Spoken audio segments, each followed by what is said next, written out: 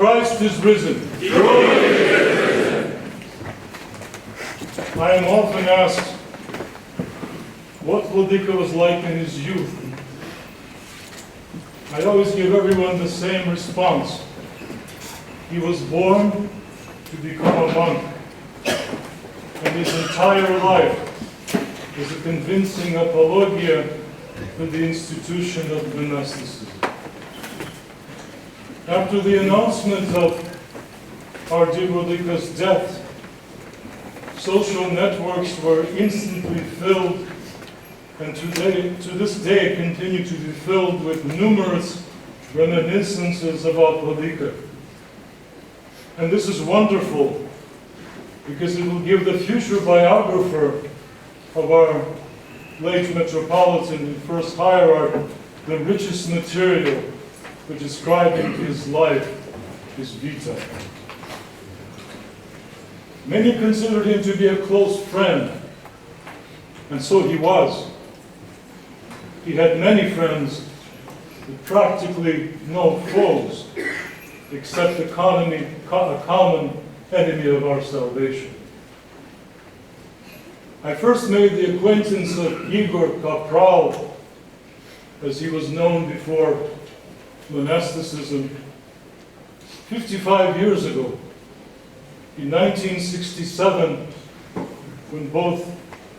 when we both began our studies at Holy Trinity Seminary in Jordanville, New York. Igor came from western Canadian city of Edmonton in Alberta, and I from the city of Cleveland, Ohio. Igor was a quiet, pious, deeply pious young man who had been brought up by his parents and by the ever-memorable Archbishop Sava Sarachevich, as was known in the ancient Russia, Sobinly Drug, a special friend and ally of Saint John Maximovich. Initially, we first-year students were housed in the large so-called common cell, Общая Keria, in the old seminary building. There were about 9 or 10 of us in that common room. Later, we were moved into separate rooms, each for 2 people. Igor and I ended up as roommates. For more than 6 months, we lived side by side. As the old Russian proverb goes, в тесноте да не в обиде, in cramped conditions, but without offense. The future hierarch spent little time in our common cell. He devoted most of his time to reading in the library or working at a variety of obediences. In those days, the monastery had a large farming operation with enormous fields under cultivation, cows, chickens, etc. There was no end to the work, and the small monastic brotherhood depended upon help from the seminarians. Each student was expected to devote 2 to 4 hours per day on obediences to work off the cost of his education. Igor Vladyka never refused a single obedience. He was always ready to help everyone, whether in the kitchen, in the print shop, or on the monastery farm. And for many years he cared for the paralyzed Archbishop Averki Taushev, day and night. In this manner, he tirelessly spent his entire monastic life in Jordanville until he was called to an even more responsible service. The future Metropolitan studied well. He got straight A's, read a great deal, and gradually improved his facility of Russian. By the way, in the 1960s, all the subjects in the seminary were taught in Russian, and at that time neither of us spoke Russian well. In the evenings, Igor would take a book and climb into the upper bunk. I spent the night in the lower one. He would often ask me to listen to an excerpt from a book he was reading. He especially loved the lives of the saints. One day he read to me a description of the tortures inflicted upon the martyrs of the first centuries. He was reading aloud while weeping, and unwittingly transmitted that feeling of compunction to me as well. Sometime later we were moved to vacant cells on the 4th floor of the large monastic residential building, the Bratsky Korpus. We had adjacent cells. His door was always slightly ajar. From my room I often heard monks and seminarians coming to him to talk or to ask for his help. And I would often stop by myself, either to discuss personal or general problems, or just to chat. That did not seem to tire him. If it did, he didn't show it. He always listened patiently and lovingly to everyone. And even if he did not tell his visitors anything particularly special, they were still left feeling reassured and at peace. He had the rare gift and ability to listen, something that we priests often lack. After graduating from the seminary in 1972, we went our separate ways. I as a deacon to the parish church, and he remaining under obedience in his native monastery. While living in a monastery during my years of study at the seminary, I would often think of the nature of the monastic podvig, ascetic struggle, and what prompts a person to undertake such a difficult life.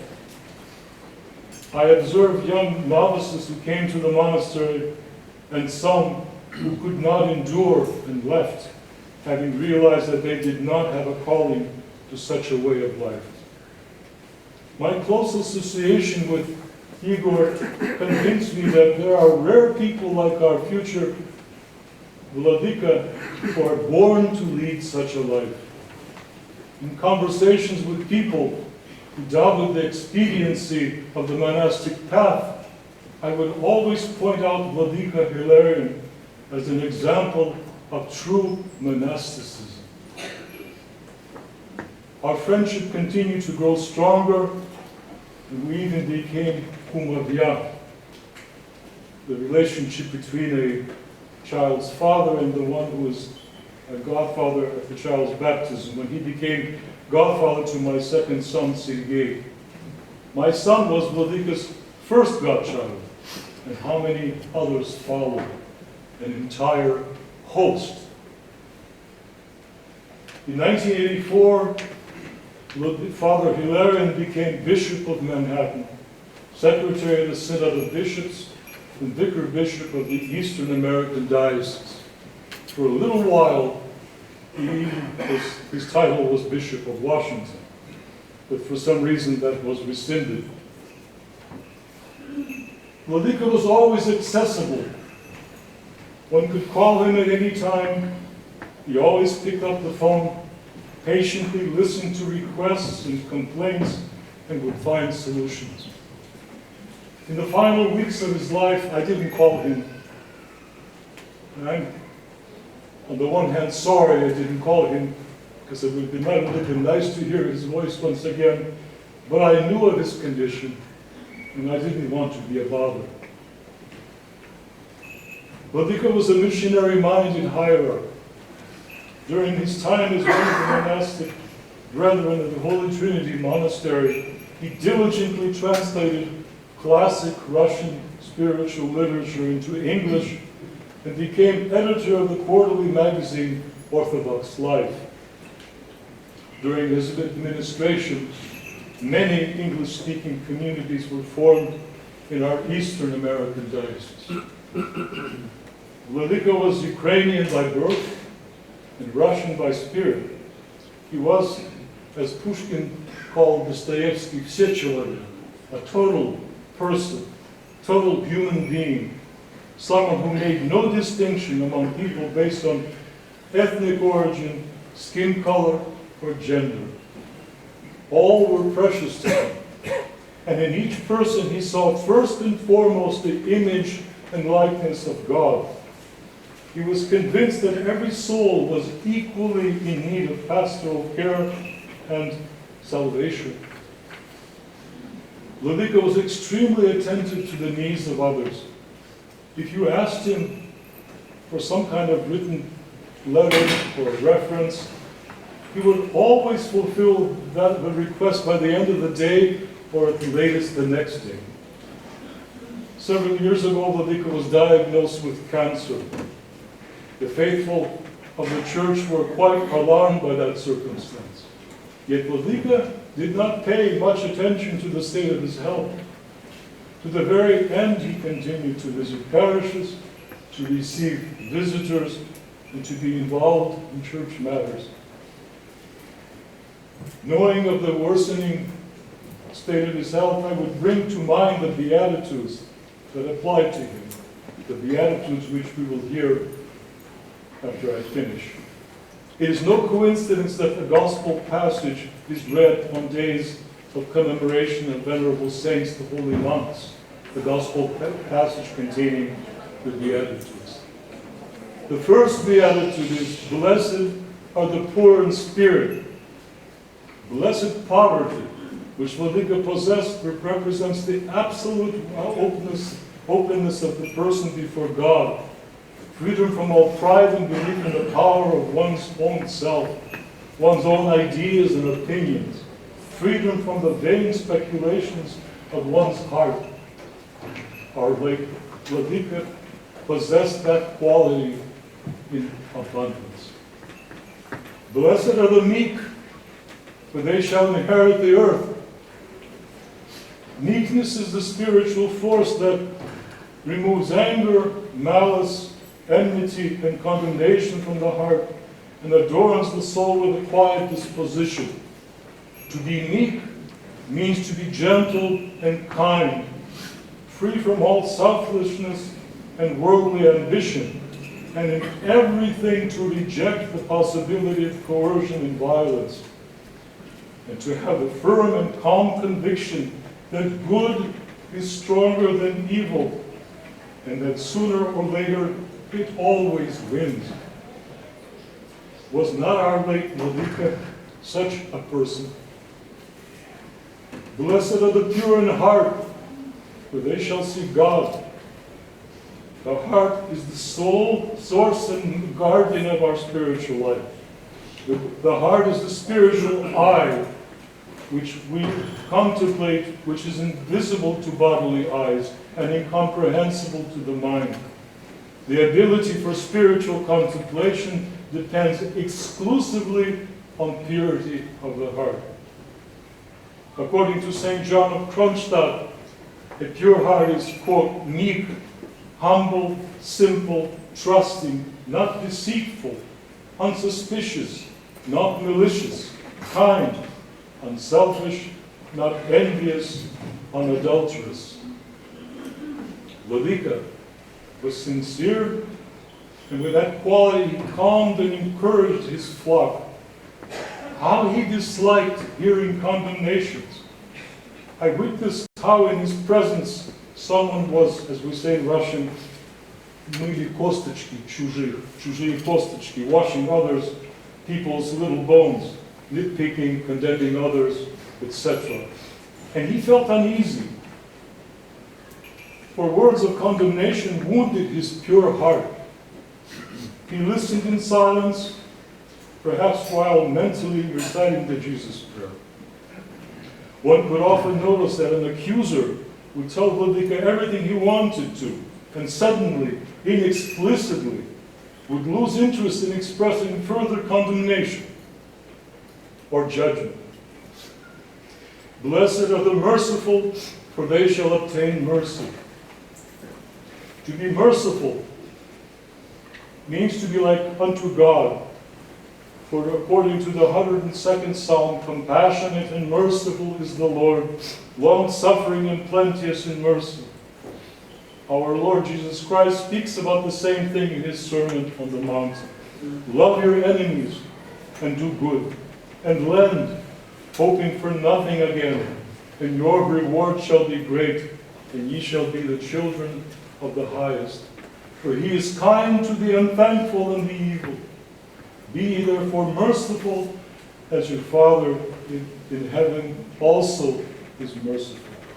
To be merciful means to have compassion for those gone astray, and pity on those imprisoned by sin. To forgive those who do wrong, who not only harm others, but first of all destroy themselves, destroy their own human nature. How much mercy our late Vladyka demonstrated over the course of his 74 years of earthly life. He helped everyone, both prayerfully and financially. Quite often he gave his modest funds to the needy and hid the fact from others.